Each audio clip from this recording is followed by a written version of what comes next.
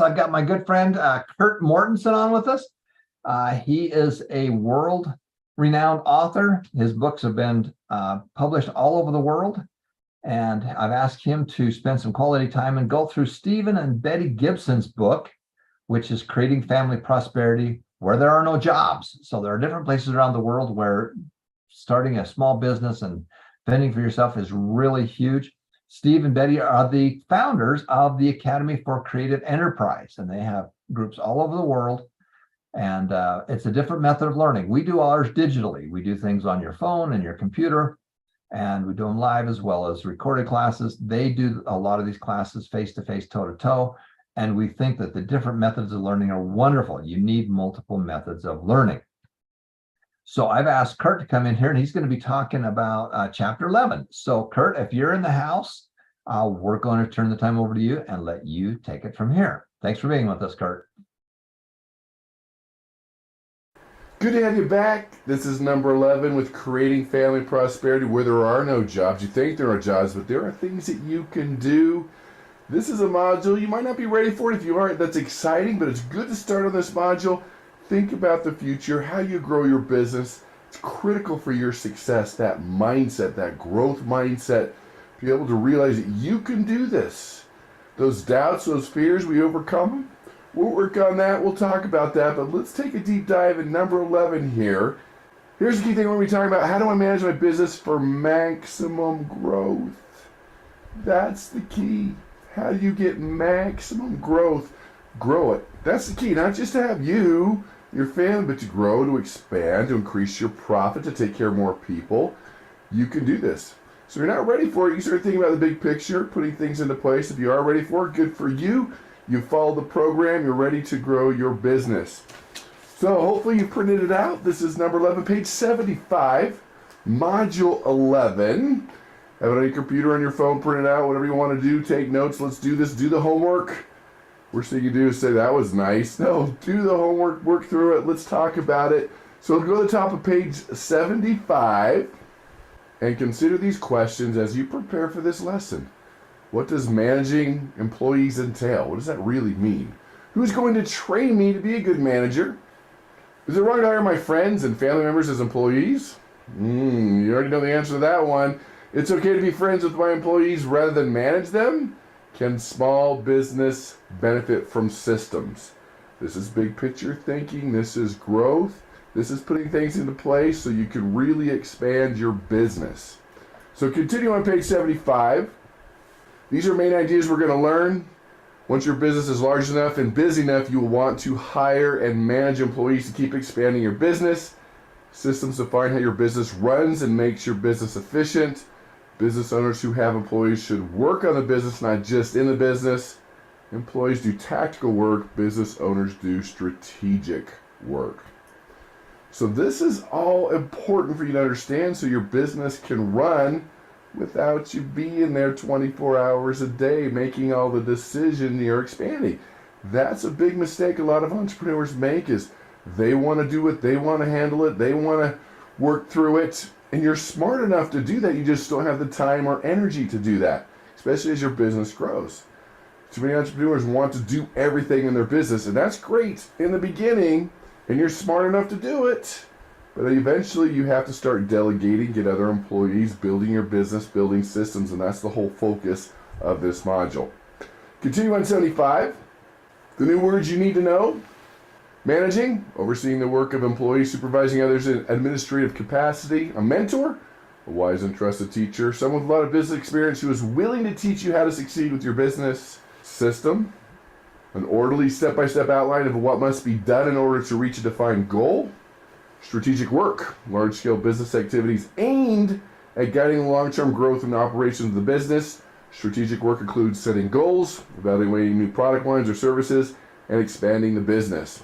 Tactical work, small-scale day-to-day business activities such as balancing the books, greeting customers, keeping the store clean, and purchasing inventory.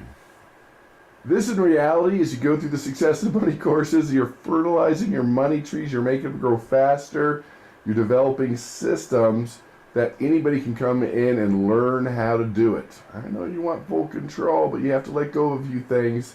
Let's continue on page 75 there towards the bottom. Now remember, we learned this in lesson 10. As you keep accurate records and make wise decisions based on those records, your business will likely grow significantly. Once it is fairly large, you'll probably not have time to do all the many tasks required to operate it each day. Your customers might have to wait a long time for you to give them attention they want. You might be so busy working with multiple suppliers and negotiating good credit terms that you won't have time to restock your shelves. You might begin falling behind on your records because you have so many customers and so little time to track your sales. You could feel so stressed and busy that you might wish you had never started the business, or you might wish that you could tell your customers to go away so your business could remain small and simple. When these things happen, it is a sure sign that your business is growing and that you need to hire employees to work your business. Think about your own business. Are you experiencing any growing pains, frustrations like the ones mentioned above? If so, make a list of specific things that are frustrating you. So you're frustrated? Frustration comes from unmet expectations. What did you expect to happen? It's growing. These are growing pains. These can be good things when handled the right way. I'd rather have growing pains than shrinking pains, and there are ways to handle it. That's what this lesson's all about. So let's continue on the top of page 76. In some cases, employees really are needed. In others, they are not needed yet. Wise business owners evaluate all aspects of their business and their personal daily schedule to see if just managing their time better could be a solution to their frustrations. If better time management or better application of business principles is a solution, business owners should press on without hiring employees. But if the growing pains that they are experiencing are really due to the increasing size of the business, the owner should indeed hire and train an employee. So look back at your list of frustrations. Are there enough conditions to indicate you might need to hire an employee? So think about it. We want to do it when the time's ready. We're going to soon. Does it need to happen right now? And then, continue on 76. Create a list of the characteristics that you're looking for an employee. What is it that you want and the skills that you're looking for an employee? And be very careful here. One of the challenges a lot of entrepreneurs run into is that you hire people that are like you. No, you already have somebody like you. You might want to find someone that has different strengths than you do. If you're not an analytical book person, find an analytical person. If you're not an outgoing meet the customer person, hire an outgoing meet the customer person. If you're looking for someone with more energy and enthusiasm, hire someone like that. You see what we're saying? So don't hire people that are like you. Hire people that can maybe have the strengths that you don't have, and not hire people that are exactly like you. That's key. That's a big challenge a lot of times. People just hire people that are exactly like them, but then you're missing out on, are you outgoing enough? Are you analytical enough? Are you developing relationships enough? Are you developing trust enough? Are you persuasive enough? Find people that can really enhance what you're doing, and maybe some of your weaknesses, some things that you need to work on, or maybe things you're tired of working on and you're ready to have somebody else do that. Let's continue on 76. Word of caution about hiring family members or friends. It isn't always a good idea. Although we love our family members and friends, they often are not good employees. For example, they may not like taking criticism and orders from you. They might not be skilled and qualified. They may not be dependable, hardworking, and trustworthy. And they may not be easy to fire because of their personal relationship with you, the boss. With this word of caution in mind, do you have a family member or friend you still think would make a good employee? Write the person's name down, write it here. Why do you think he or she would be a good employee? What might not make him or her a good employee? I know they're friends. I know it's easier. You know them. But it's easy to hire them, but you have to be ready. Do you fire them? They're going to treat you like a friend, and a friend wouldn't treat me that way. A friend wouldn't criticize me. A friend wouldn't make me do that. They have to treat you like the boss. So probably don't do it. Think it through. That's something to think about.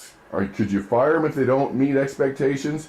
Now, if you do, not that we recommend it, you better set up the guidelines, the expectations, have a contract in place ahead of time so they know exactly what to expect, that this is a business relationship. You can still maintain a friendship, but there has to be the business side too. Continuing on 76, cost of poor hiring. Regardless of whom you decide to hire, you need to be aware of the importance of the hiring decision, because hiring poorly can cost a lot in terms of time, headaches, and money. Inexperienced or unwise managers often make common hire mistakes. They hire someone who's not qualified. Family members sometimes. They hire someone they feel they cannot fire. They hire someone who does not have personal integrity, and they fail to properly train employees they hire. Hiring someone who is not able to do the work you need done has serious consequences. You have to invest a lot of time in training the employee and correcting wrong behavior. So you not only lose the value of the employee's time, but you also lose the value of your time, the time you must spend teaching and reteaching the employee. So a couple elements there. Mistakes. Those mistakes are family members. Training them, they're ready to go. And this is a lot of entrepreneurs say, well, just do this. And it's not that easy for a lot of people. So you either have to hire someone that's already trained and know how to do it, you know that, or you have to spend the time to train them. Well, I don't have the time. Well, this is something where spending the time will give you more time in the future, learning to delegate, teaching them the task. I know it's easier for you to do it yourself, but you need to learn how to delegate and teach other people how to do it. So either hire someone that's ready to go, hit the ground running, or you have to spend the time to train them so they know exactly what you need to do. Let's continue on 76. Firing employees is never fun, but when you have to fire someone who is close to you personally, for example, friend or family member, it's especially painful. Avoid this sticky situation by hiring only employees whom you could fire without permanently damaging a friendship.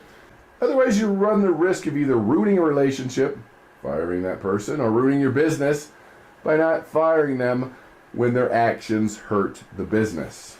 Hiring someone who's dishonest or lazy has its own cost. That kind of employee might steal from you in several ways. He might steal inventory, he might steal time by not working as hard as you expect him to work. He might steal by coming to work late. Clearly, the cost of hiring employees without integrity are high. So it's important. You hire the right people, you do interviews in the right way, you find out that they have integrity, you check on their references, things that we'll be talking about. But answer the question on the top of page 77.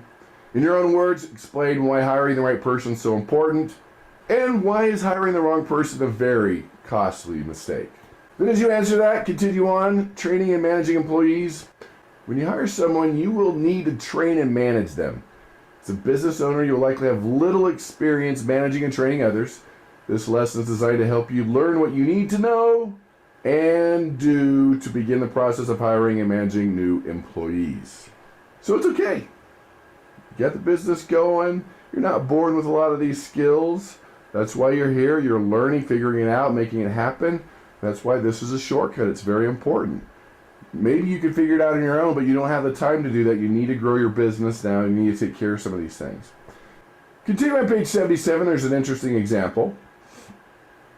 Moses, a prophet from the Old Testament, was a powerful leader. One who was chosen not only to preach the gospel, but also lead Israel from bondage.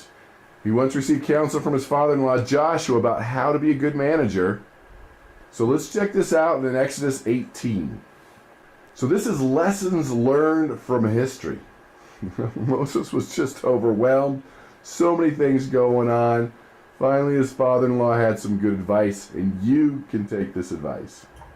And it came to pass that on the morrow that Moses sat to judge the people, and the people stood by Moses from the morning until the evening. And when Moses' father-in-law saw all that he did to the people, he said, "What is this thing now that thou doest to the people? Why sittest thou thyself alone, and all the people stand by thee from morning until evening?" And Moses said to his father-in-law, "Because the people come unto me to inquire of God. When they have a matter, they come unto me, and I judge between one and another, and I do make them know the statutes of God and his laws." And Moses' father-in-law said unto him, "The thing that thou doest is not good. That will surely wear away, both thou and this people that is with thee, for this thing is too heavy for thee. Thou art not able to perform it thyself alone. Hearken unto my voice. I will give thee counsel, and God shall be with thee. Be thou for the people to Godward, and thou mayest bring the causes unto God." And thou shalt teach them ordinances and laws, and thou shalt shew them the way wherein they must walk, and the work that they must do. So here you have the situation. People are lined up. He's there from morning to evening, and this is just going to wear him out. It's not a good thing. He's the best at what he does. Everybody wants to talk to him, but it doesn't work that way because he doesn't have the time, energy, or resources. Let's continue on 77. Moreover, thou shalt provide out of all the people able men, such as fear God, men of truth, hating covetousness, and place such over them to be rulers of thousands and rulers of hundreds, rulers of fifties and rulers of tens. And let them judge the people of all seasons. And it shall be that every great matter they shall bring unto thee, but every small matter they shall judge. So shall be easier for thyself, and they shall bear the burdens with thee. If thou shalt do this thing, and God command thee so, then thou shalt be able to endure, and all this people shall also go to their place of peace. So Moses hearkened to the voice of his father-in-law, and did all that he had said. And Moses chose able men out of Israel, and made them heads over people, rulers over thousands, rulers over hundreds, rulers over fifties, and rulers of 10. And they judged the people of all seasons. The hard causes they brought unto Moses, but every small matter they judged for themselves. So did you catch that? He's like, you can't do this. So find good people, hiring process, find good people, and they can do the little things. Train them, they can do little things. If it's a big thing, they can come to you and you can figure it out together. Let's continue on 77. The main piece of advice Moses' father-in-law gave him dealt with the organization of his people. He explained that if every person with a religious question came to the prophet for an answer, Moses would get tired from all the work that would be required, and the people would grow tired of waiting so long to speak with Moses. So his father-in-law suggested that Moses appoint rulers who judge the small matters themselves and bring Moses only those questions that they don't feel comfortable answering. So that's the recap. That's what you're focusing on. That's great advice. Still good today. And you can apply this, you can do this to realize that, the big questions will come to you. You're still making the big decisions, but the smaller day-to-day things you can delegate. You can hire employees to do that. So fill this out on the top of page 78. Let's analyze the story from a business perspective. There are 4 main figures in the story. Moses, Moses' father-in-law, judges, and the people. Who might these figures represent in a business? What are their roles in successful management of their business? How would applying the father-in-law's advice help each of these people? So think about it. Fill it out. It's all right there. You have the characters, who's in the business, role duties in the business, benefits of applying the advice. And once you understand, it'll be easy to apply. And continue down the page. What do these verses teach you about the kind of people you need to hire? What do these verses teach you about the benefits of hiring others? What do these verses teach you about the value of a mentor? Moses, the business owner, couldn't do it all by himself. He was wearing himself out. His father-in-law Joshua, the mentor, saw what was happening and counseled Moses to delegate and share the responsibility with others. These new leaders, employees, needed to be taught and trained and then given the authority to listen to the people, customers and suppliers. There are at least 4 ideas to be drawn from this biblical story. Hire able men and women, teach the principles they need to know to do the work. Let the employees manage the small matters. Let the business owner manage the large matters. Tried and true principles worked back then, works today. You can delegate, you can think it through, work through it, understand it. Let's continue on 78. Moses was trained to hire and manage others by his mentor, Joshua, who taught him how to delegate and what kind of employee he should hire. One who's able, God-fearing, and honest. It's a good idea for you to look for employees who have those same characteristics. It's hard to teach honesty. You want someone that's honest. Before we begin discussing characteristics of good managers, we want to emphasize the importance of finding a mentor who could teach you to be a successful business operator and eventually a good manager. First-time managers often make many mistakes in their dealings with their employees.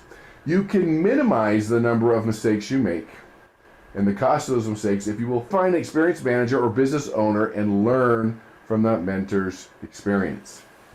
Managing is basically the job of telling someone what tasks to perform, in what order, and in what way.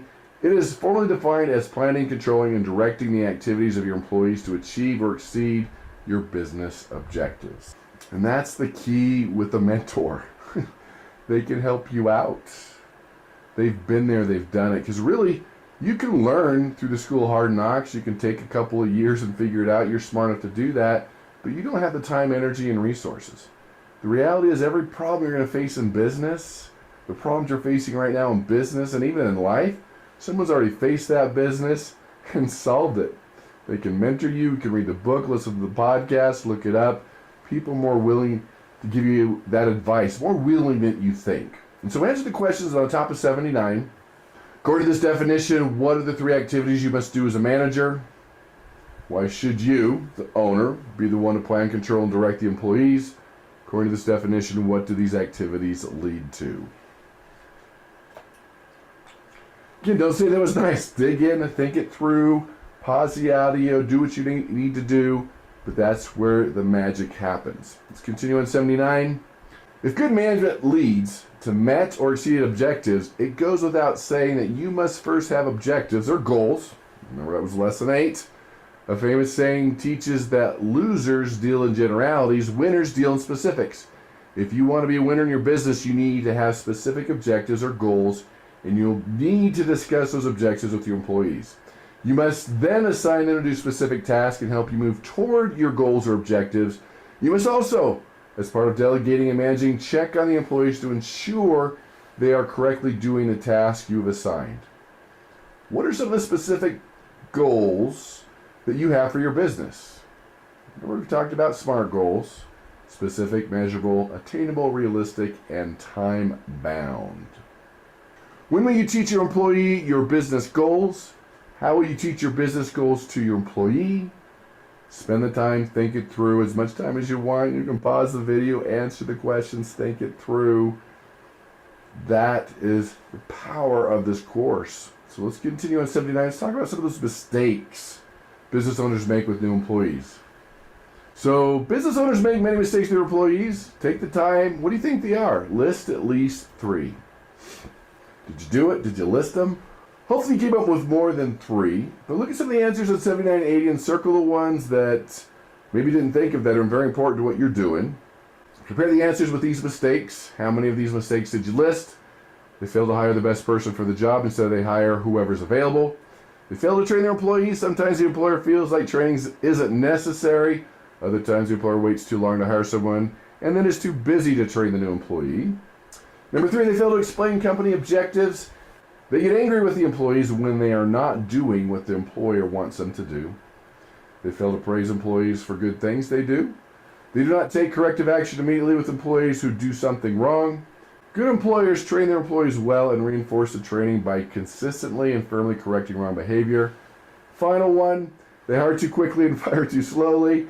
As one employer told the authors, "My business has been hurt most by employees that I should have fired, but I was hesitant to fire them for one of many reasons. Firing friends and relatives is most painful.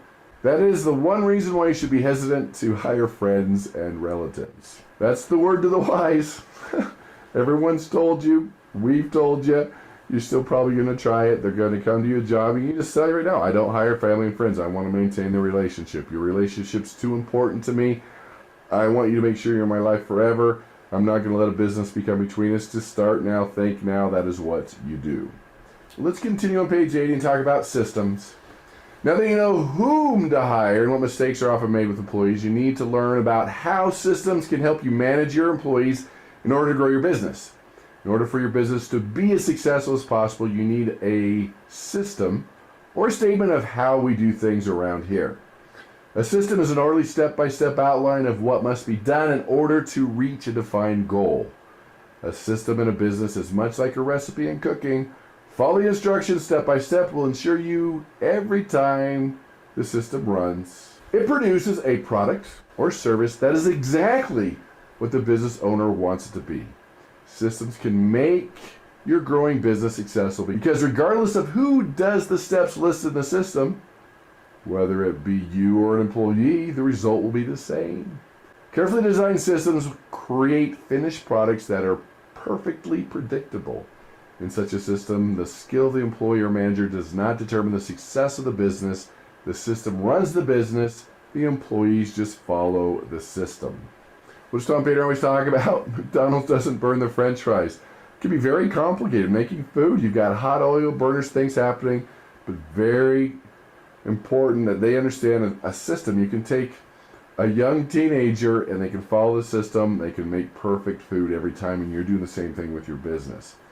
Continuing on page 80, we, the authors, have had dozens of experiences with businesses that won our loyalty because their systems worked well.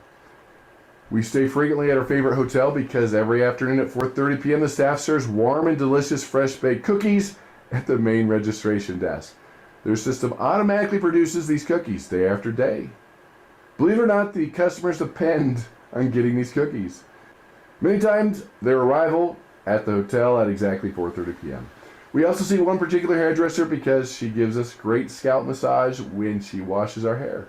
It happens every time we go. You might think your business is too small to have systems. Regardless of how much you sell, every business can benefit from formalized systems. And whether you realize it or not, you already have systems in place. You already have a daily routine of things you do in your business. You already have a pattern of how you like to do things. Thinking about your daily habits and routines in a step-by-step way can help you identify your systems and then improve them so they can help you make more money. So hopefully you got that. The systems are there. Challenge is they're in your head. You haven't written them down. You haven't formalized them. It makes perfect sense to you. You do it all the time. It's easy for you, but how can you put it down step by step? Write it down throughout the day. Start creating those systems now, even if you don't need them right now. And then when you can explain them to somebody, show the system, then they can do it. Now, it's getting easier to you, and as you write them down, you might need to add a few steps. That's okay. That will help your employees, your new hires, learn how to do it. Continuing on page 80, here's some examples of systems in other people's small business. Do you have a similar system in place? Jose owns a fruit stand. He always arrives at his store or booth at 7 a.m. and immediately creates a chart to help him keep good records for the day. He then tidies up his fruit baskets, puts a reduced price on fruit that is getting too ripe, and puts money in the cash register, and opens for business at 7:30 a.m. This routine is part of Jose's system. Mary owns a bakery. She has experimented with a pastry recipe for a few weeks and finally found just the right recipe. Now she makes her pastries exactly the same way every day. The recipe is part of Mary's system. Sam sells sandwiches and prides himself on the delicious combination of flavors in his unique sandwiches. Every time he makes the Sam special sandwich, he follows the same pattern. He slices the bread, spreads the special sauce, then he layers the meat, cheese, tomato, cucumber, sprouts, and olives. In exactly that order, the order of the sandwich ingredients is part of Sam's system. So the more specific and detailed the system, the better the business is run. And the better the business is run, the more it can grow and continue to make money for the owner. Consistency is difficult to achieve, but very important as you build a business that can run on its own and repeat the same performance over and over. This is vital to increase profitability and customer satisfaction that is possible only through foolproof systems. Hopefully you got that. Foolproof. Anybody can look at it, just like a recipe. Pretty simple, step by step. It goes from everything you need to do. Turn on the oven, get this, do this first, put this in, this amount, follow the recipe the same way every time, you get the same results. 81. Running down systems is a real challenge for many people, especially the business owner who already feels overworked and frustrated. However, this condition of feeling overworked is an indicator that you do really need a formal written system in place. Sometimes owners worry about establishing and writing down systems because they realize that once a good system is in place, the business can basically run without the owner. They fear that the system will make them powerless because they won't be needed all the time in the business. But that is exactly the point. Systems free business owners from having to do the detailed work of running a business day in and day out. They free up time for growing the business. Sometimes owners worry that if they establish a written system and teach it to their employees, they will basically just be teaching their future competitors how to operate a successful business. Yeah, that happens occasionally when employees leave and set up a competing business, but not as often as you think. So get over it. What if you get sick? What if you can't come to work for a week? What if people need to help you out? You got to put it down. What if something tragic happens to you? so your family or whoever it is can put it together and need to do it. Could they be future competitors? Maybe. It's doubtful, but sure, it happens. But if you treat them right, do it the right way, they're going to stick around. Does it happen? Fine. They're competitors. More people in the marketplace. You have to have more of an abundance mentality. Actually can increase sales. That's a whole nother lesson. We'll talk about that. Answer the questions on 81. List the 5 reasons why a wise business person should develop a written system for how we do things around here. What are some of the operations of a business that should have a written system established? Continuing, job descriptions. One of the systems that will start paying dividends almost immediately is writing a job description or a task list for each position, including your own. You need to outline what positions exist in the company. In other words, what jobs must be done for the business to succeed. Anyone you hire must know whom he or she reports to and know exactly what he or she is to do. All job descriptions should have 3 items: a list of goals for the business, policy statements that summarize your expectations of how all employees must behave when at work. Third, a detailed list of job duties specific to each employee's position. The business goals are obviously very specific to the business, and you should include minimum standards for all employees, such as being on time, interacting well with customers, dressing appropriately, and being aware of safety concerns. The detailed list of job duties is specific to each job and can be modified as circumstances change. I know it seems like a lot of work, writing it down a little bit at a time. Work it through, doesn't have to be done in one day. Just spend 10-15 minutes a day, start mapping out expectations of how they want them to perform, how they want them to act, specific duties, and you can always add to it. It's not going to be perfect for the first time. You're kind of sculpting it, putting it down there a little bit at a time, and eventually it'll be done. Page 82. When you hire a new employee, you should immediately give the job description packet to the employee, have the employee read the document carefully, and then sign and date the document. This document would then serve as a written contract verifying that the employee understands exactly what is required of him or her. Performance can then be compared with the commitments made as the employee learns his or her duties. Let's practice writing a job description. Imagine you're the owner of a small store that sells children's clothing. After 8 months of hard work, you have more work than you can handle. You need to hire an employee to help customers making purchasing decisions and operate the cash register when customers make purchases. You've already written a contract explaining what standards the employee will need to meet. Now you need to write a list of job duties for this position. So this is good practice for you, thinking it through, answering the questions. So answer that next question, still in 82. What would be a good job title for this position? Make a detailed list of all the duties or tasks related to this job. Be specific as possible. Remember that your employee can't read your mind and can be held accountable only to specific duties assigned to him in the job description. Some potential answers there that you can take a look at. When they date and sign this, they've written it down. Human brain's not a computer, it's not a hard drive, but now you have proof that they read it, they knew about it, they understood it. So if you do need to fire them, you do need to give some constructive feedback, it's written down, it's signed. That's why it's so important to do this. So continue on 82.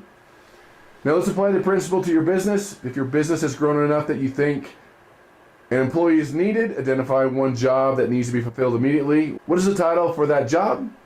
Make a detailed list of all the duties or tasks related to this new job you will create in your business. Again, be as specific as possible. Remember that your employee can't read your mind and can be held accountable only for the specific duties you assign to him or her in the job description. Now you have a start for your contract between you and your new employee. So go to the top of 83, field work. Find a national or international franchise in your area, maybe a McDonald's, a Subway, or national bakery or barbershop chain. Visit the franchise during a slow time of the day. For example, avoid the lunch hour at a restaurant. Go into the store and talk with the owner or manager. Tell him or her that you're trying to learn more about how systems work in a franchise or national chain, and ask him or her to spend 15 or 20 minutes with you to explain what systems they have in operation. If they're too busy when you first approach them, ask them when you can return to spend 15 minutes with them. Make an appointment and then be on time. After you talk with an owner or manager, spend a few minutes in the franchise observing the systems they have in place.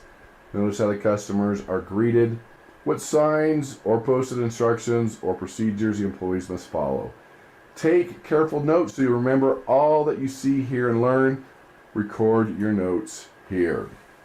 Do this. Don't have the fear, what if I talk to people, talk to strangers? No, get out there and do it. What if they say no? What if? A lot of people love to talk about their business, what they do. They love to help other people. Not everybody. Every once in a while you find someone that's mean and rude. They're busy, come back later, ask them, do a favor. Maybe say, well, what can I do to help you? What can I help you with that where you can help me? Again, most people are more than willing. Let the fear pass. Start talking to people, start observing people. There is a lot of magic there. Still in 83, working on your business. Writing and implementing systems takes time, but investing in your systems can have wonderful effect of a business. Systems are just one way in which business owners can work on their business, not just in their business. So the questions, what do you think it means to work on your business? What is the difference between working in your business and working on your business? I'll let you answer those. But let's go to the expert. Michael Gerber on the top of 84. Trained, I don't know what the number is, entrepreneurs all over the world to help them expand and grow their business. He is the mind, he is the brain. Let's see what he says.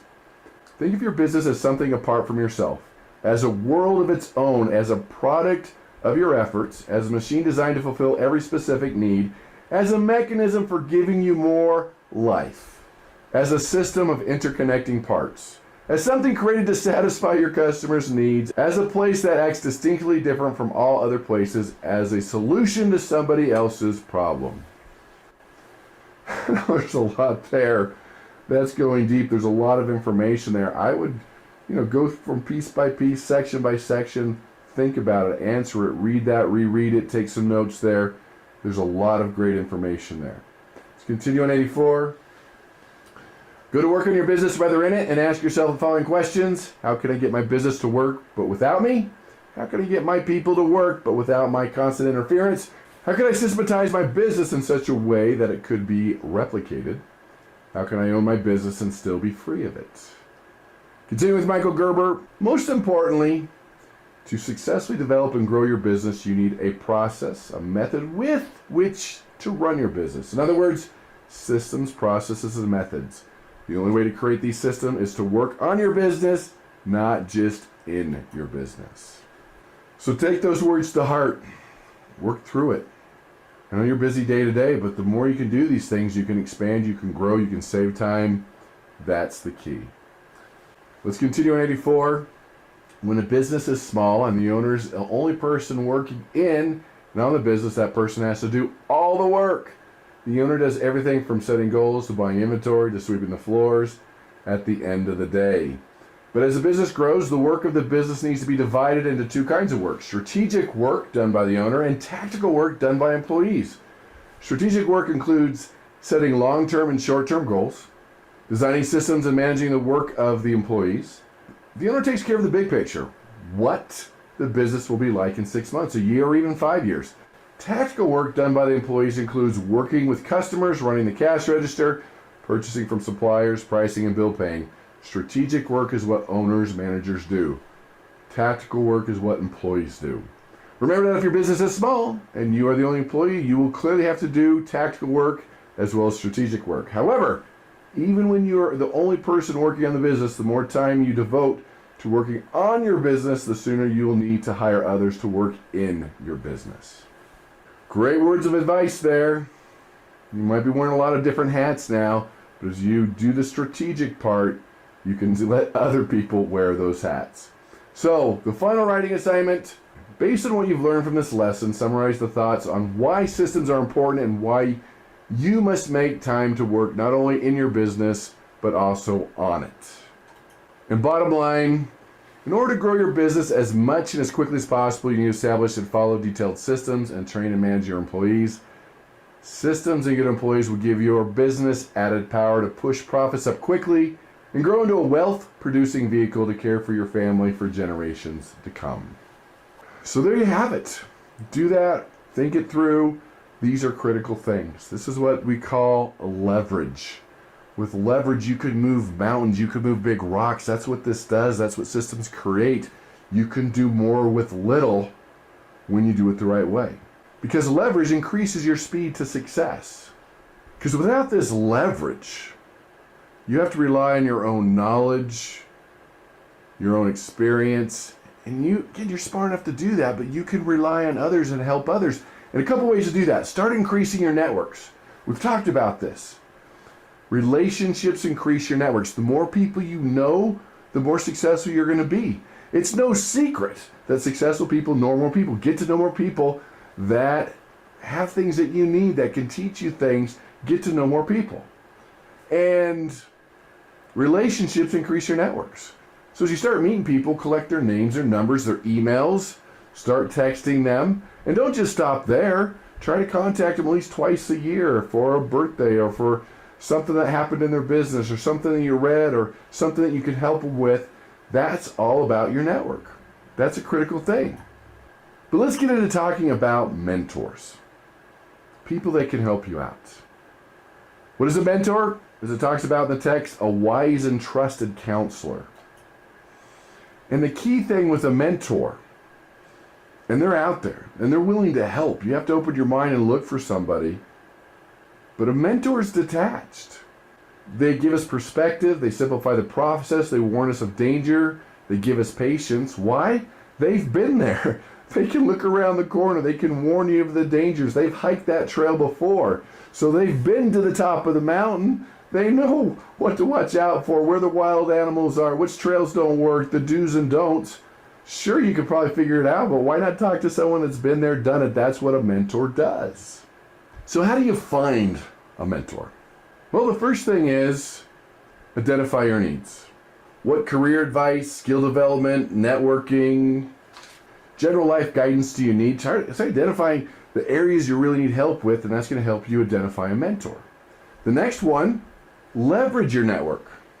Look at friends, colleagues, professionals, people you know, people on your phone list, people on your email list that might know someone that has the skills, that's doing what you need to learn, what you need to do. Then you can reach out to that person. Start developing that relationship. Can you talk to them, get things going? And then from there, find a connection, the people that you know, things that you're doing, maybe in the same organization, same church, same charity, some common bond that you can think about. And then be prepared to deal with the first no. I know I've had people come to me, can you mentor me, can you teach me this, how to do that? Not always, but a lot of times I'll say, no, I'm busy. And sometimes that's true, but a lot of times it's a test to see if they're going to come back, if they're going to be persistent. So they really want it? Is it just one and done? So sometimes you might get a couple no's up front, but good mentors usually appreciate good persistence. And I'm not saying being a pain in the rear end, but good persistence. The next thing to think about is show initiative. Part of that's being respectful of their time. Scheduling the meetings, make sure everything's in place, right? You're taking care of everything. Make it as easy as possible to show up at food. They have to eat sometime. Show up food, do things, helping with something could all be part of that process. Then, always show gratitude. Be thankful they're spending the time with you. They're going to teach you. Again, most mentors are more than happy to teach somebody, to work with somebody, to help somebody, to shorten their route to success. And the big key is to find mutual benefit. How can you make it a win-win? Can you help with their charity? Can you help with their store? Can you work for free? Can you benefit each other? Can you teach them something that you do really well that they need to know? Are all different things that you can do. Those are key factors to find a mentor. They are out there. I promise they are out there. You can find them. It's easier than you think. Identify it. What do you need? Start looking for it. Look at your network. Find other people. Approach them. Find you get a win-win. Find a way to connect. Show the gratitude and make sure that you're benefiting each other. That it's just not one-sided. I'm sure the people that you can introduce them to, things that you can teach them, things that you can help them out with, make it a win-win situation. So there we have it. That is Module 11. Here's another piece of your homework. There's a lot of details in there, things you need to start working on. Don't start the next one until you've worked on this, you understand this, that you're working on this. You've got this. You can do this. anything you look at the first time, it seems too big, too overwhelming. Can you do it? But other people are doing it. You can do this.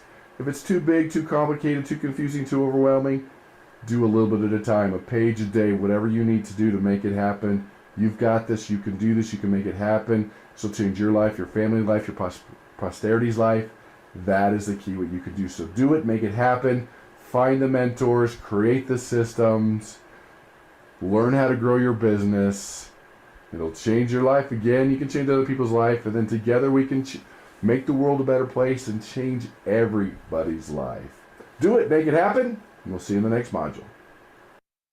Thank you so much, Kurt. We so appreciate you being here and being part of our world. We talked about Michael Gerber and the E-Myth.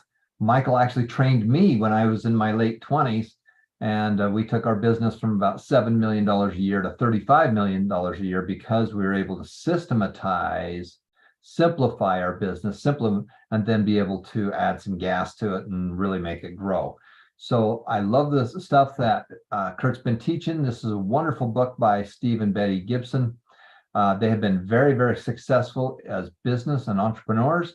And of course, they wanted to get back, so they created the Academy for Creative Enterprise, which is a wonderful organization that we highly recommend people look into.